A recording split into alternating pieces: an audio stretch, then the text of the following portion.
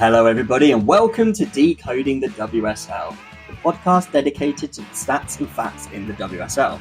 On today's episode, we're having a look at Celin Bizet. She has finally been announced as a Manchester United player after leaving Spurs and rejoining her former teammate Grace Clinton. We're going to have a look into her numbers and see why Man United wanted to sign her.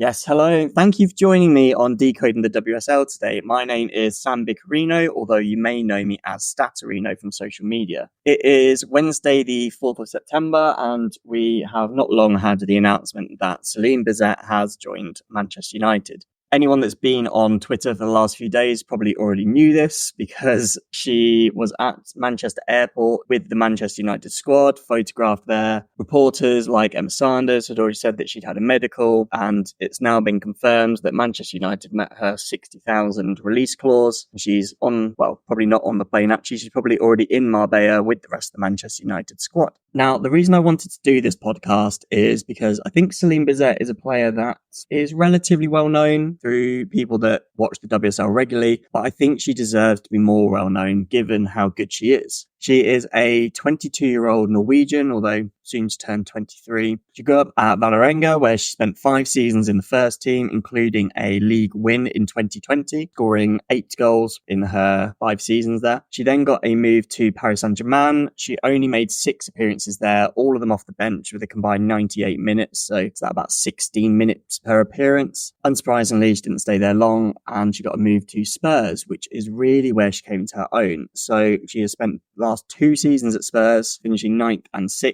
in the WSL. In her 2 seasons at Spurs, she's played 42 matches out of a possible 44, which is quite a lot. Only 16 players in the league have actually played more games in that time. And this is probably a good point for me just to say that this podcast is going to be very stat heavy. Anyone that follows me on social media or has listened to my podcast before will probably know that that is what you can expect. But just wanted to sort of outline that now before I just speak numbers at you for the next few minutes. In her 2 years in the WSL, she has played about 1,400 minutes a season, which is just over 70% of the minutes available. She's made 35 starts, but only completed 4 matches. That means of the 35 matches she started, she's only finished 11% of them. And the average time that she gets taken off is the 76th minute. So that is a bit of numbers about her playing time. Next, I want to talk about her shooting ability.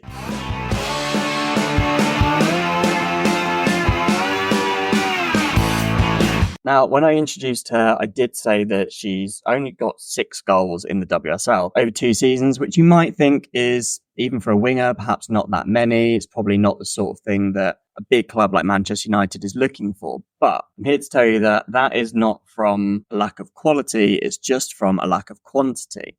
In the last 2 seasons combined, she has taken 46 shots in the WSL and got 21 on target, which comes out at a 45.7 shots on target percentage. Now, while 46 shots isn't a massive number, it's not tiny, but it's not huge, getting 21 of those on target is a really high percentage. In fact, of the players that have taken over 40 shots in the last 2 seasons, that puts Celin Bizet 7th. The players ahead of her are Amelie Testrup, Martha Thomas, Aggie Beever-Jones, Beth England, Gura Wrighton, and Lucia Garcia. So it's really good company to be in. The other area where it's obvious that it's a quality, not quantity with her is her XG over performance. So over the last 2 seasons at Spurs, she's accumulated 4.4 XG in the league and scored 6 goals. So 1.6 more than her XG would suggest. That's very good. That's a 36% overachievement on her XG. In just the last season at Spurs, where they finished 6th in the league, she scored 4 goals from 2.6 XG, which is 1.4 over or 54% over. If an average player was to accumulate 10 XG over a season, you would expect them to score 10 goals. With Celin Bizet, on her performance from last season, if she accumulated 10 XG, you would have expected her to score 15 goals. And that extra 5 goals can obviously be a difference in maybe even 5 games.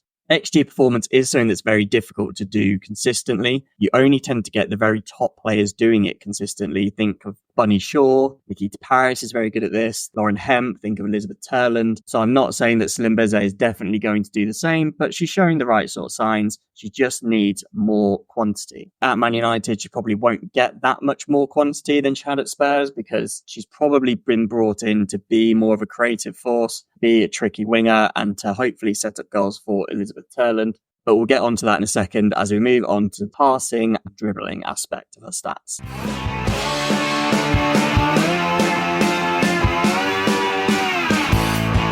In terms of her creativity, I'm going to split this into two mini sections. So one about her passing, one about her carrying. Passing wise, for a winger, she is slightly above average. Most of her stats hover around the 60th percentile in the top 9 leagues worldwide. I'm talking about things like the number of passes completed, talking about her pass completion, which is just over 70%. Her short pass completion is about 82%, so that's under 15 yards. She tends to be slightly above average, but I think if anyone has watched her play, you'll know that her passing isn't necessarily the reason that she is so good. The strongest area of her game is actually getting the ball from defence and carrying it to start an attack. So for a winger in the top 9 leagues worldwide, she is in the 99th percentile for touches in her defensive penalty area. But then she is also quite high for things like carries per 90, her total carrying distance. Her progressive carries are just over 4 per match. And her carries into the final third at 2.3 is the top 5% worldwide. The area that most people probably associate her with is her one-on-one ability. Her take-on success rate in the last year is 62%, which is really high. It's actually in the top 1% in those top 9 leagues worldwide. If you follow me on X, also known as Twitter, then a stat that you may have seen recently is about successful take-ons. Bizet finished 3rd in the league last year behind Grace Clinton and Jace. That means that going into the new season, Man United have 2 wingers and a central midfielder that have the top 3 successful take-ons in the league last year. An area you might not think is a big thing, but I believe is quite important, is the number of times she's dispossessed. So she gets dispossessed 1.4 times per 90, which isn't that high for a winger. It's, in the 78th percentile, so in the best 25% of people worldwide. But when you consider that she's attempting 3.6 take-ons per 90 and making 28 carries per 90, she's dispossessed less than twice a game. That's really good and shows how strong she is on the ball and how good she is at getting good outcomes, whether that's finding a pass, beating a player, getting a shot away, whatever that may be. She doesn't lose the ball and get dispossessed.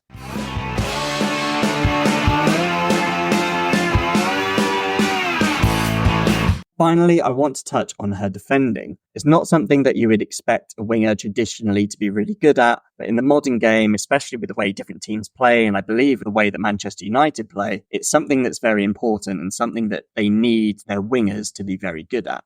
I'll start with the most traditional of all defensive attributes, which is tackling. In the last 2 seasons in the WSL, she's won 58 tackles, which sounds like quite a lot, and it is, to be honest. It's the 13th highest in the WSL and actually puts her in the top 3%. That's not the 13th highest of wingers, that is the 13th highest of all players in a stat that is dominated by fullbacks, by centre-backs, by centre midfielders. Bizet and Kirsty Hansen are the only ones in that top bracket that are also wingers. Another defensive area where Bizet excels is with blocks and interceptions. In fact, for total blocks, passes blocked, and interceptions, she is in the top 1% of wingers worldwide. In the last 2 seasons, she's had 107 passes blocked and interceptions combined, which is the 12th highest in the WSL. And very on brand, she's the only winger in that bracket. The last little area I wanted to focus on with her defending is her fouling. This may be an area she needs to work on because in the last 2 seasons in the WSL, she's committed 39 fouls, where she has only been fouled 14 times. That means for fouls, she commits almost triple the number that she draws. It also means that her net fouls, so the amount you commit minus the number that you draw, is 25 and the 3rd highest in the WSL over the last 2 seasons. Interestingly, 4th place is Elizabeth Turlin with 23 and 5th place is Millie Turner with 22. So Manchester United probably have a bit of a task on their hands now, as they may end up committing a lot more fouls than they draw unless they can sort that out with tactics or individual training.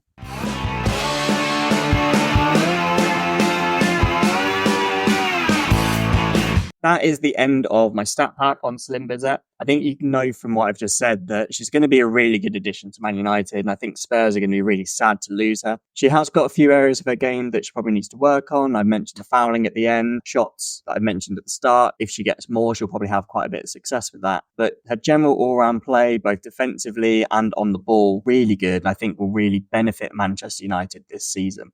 Thank you for joining me today. Hope you enjoyed it. If you're new to my content, you can follow me at Statarino. I'm on Instagram, on TikTok, and on X or Twitter is where most of my content goes. If you enjoyed the show, please do give it a 5-star review and follow wherever you get your podcast. And I will see you at the next one.